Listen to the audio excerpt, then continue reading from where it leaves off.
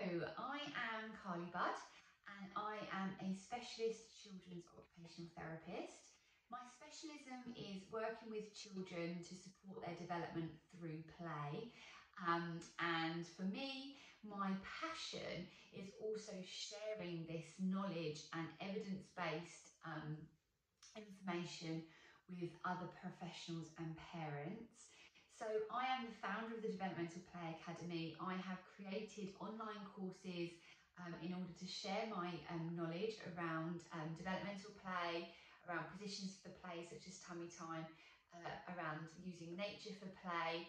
And I want to come and talk to you today about using water as a way to support a child's development. And when I say child's development, I'm not just talking about their physical skills, I'm talking about development of a child on the whole. So I'm talking their emotional well-being, their social skills, their communication, their ability to self-regulate, to make sense of their surroundings, to integrate their senses so that they have their sensory processing skills support them in their daily lives, as well as supporting their cognitive skills, their problem solving. So it's just looking at a child from a really holistic way and how we can support them on all those levels.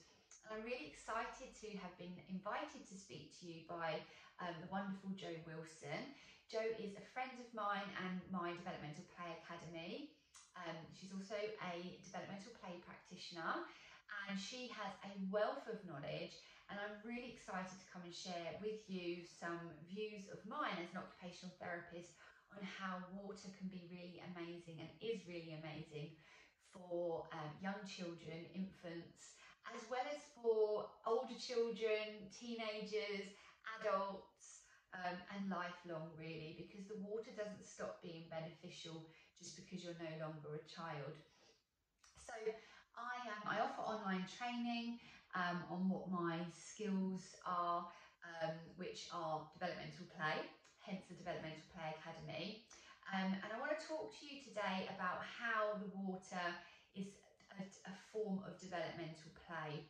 So being in the water to begin with can actually be a very, very nurturing experience in the early stages. So when a baby is born and they come out into the world from the womb, it is a really huge period of adjustment. So for babies and infants, it's very usual for them to want to be held, to want to be responded to want to be nurtured. That is how babies are biologically wired. They are biologically wired to expect that responsive parenting, those interactions. It's how their brain will be built over time. It's how they become to expect relationships to be, and it's how they learn to be human as well. Now, for some parents, of course, it can be very, very overwhelming when a baby is wanting us all of the time. And something that's actually really important to remember is that actually it's okay to ask for help, and it's okay to find that time hard, but to also know that it is normal. It is normal for babies to communicate their needs in that way. Now, the water is a very, very lovely way that we can invite parents of babies to come in and have that time to be held, but also to have the beautiful warm water experience, that nurturing touch of the water, that sense of containment as well. So babies in the womb are immersed in water, they're getting that pressure that calms them, that calms their nervous system, that gives them a sense of a boundary as well. When they're back in the water, they can feel that sense of warmth. They're with their parent, they've got that nurturing touch of their parent whilst being cocooned in this bubble of water as well. And so they're going to get that very natural proprioceptive feedback, that information going to their joints and their, the receptors in their joints and in their muscles, that helps to calm their nervous system, gives them a sense of safety. So if nothing else, as well as obviously hugs on dry land, hugs and being held by the water can be really nurturing and gentle for a very young baby. As we move into more active babies, toddlers. The water provides the same beautiful, nurturing, proprioceptive feedback in a way that's very natural and not overstimulating. Being in the water naturally provides 30 times more impact or natural pressure on the body, which can really help a child navigate their body in the water as well. Obviously, with the water, we also have that sense of weightlessness. So as an occupational therapist, I would have been working with children who weren't perhaps meeting developmental milestones and were perhaps having some challenges. And water was a wonderful way to actually support the development of their physical skills, because they were able to work in a zone or in an area where they weren't having to fight against gravity.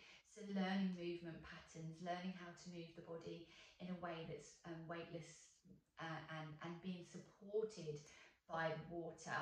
And of course, when the parent is there with them, making them feel safe, encouraging them, it's really supporting that backwards and forwards interaction, that serve and return, that responsive parenting, that responsive caregiving that babies and young children thrive upon. Also in the water, we don't have to worry so much about how many props or toys we need, because being in the water itself, there's chances to splash, to kick, to drip the water, to fill the water, maybe even just having very simple cups and little watering cans to pour the water, just to be really using water as a medium to access play in a way that actually encourages children to come much more into the moment in the pool, and without having all that pressure of sometimes feeling like you have to have 1,000,001 things to entertain children.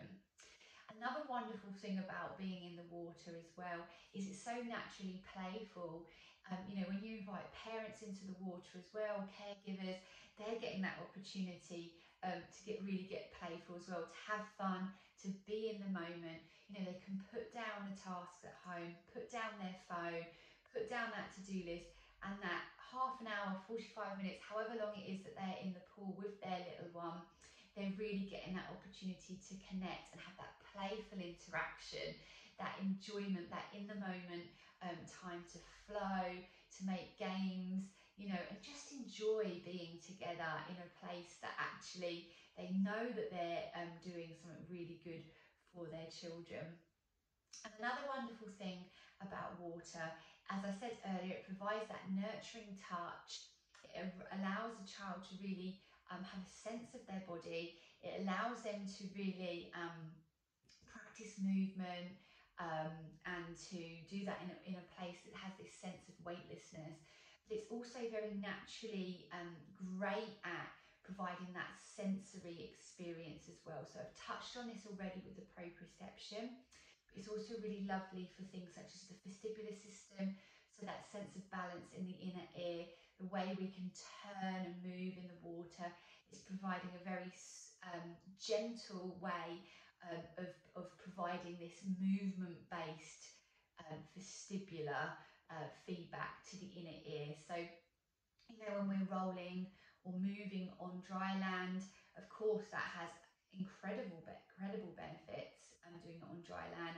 But in the water, it can kind of slow things down a little. So if we're kind of wanting that more gentle, nurturing experience of developmental play and developmental play for the senses, the water's really amazing for that side of it as well.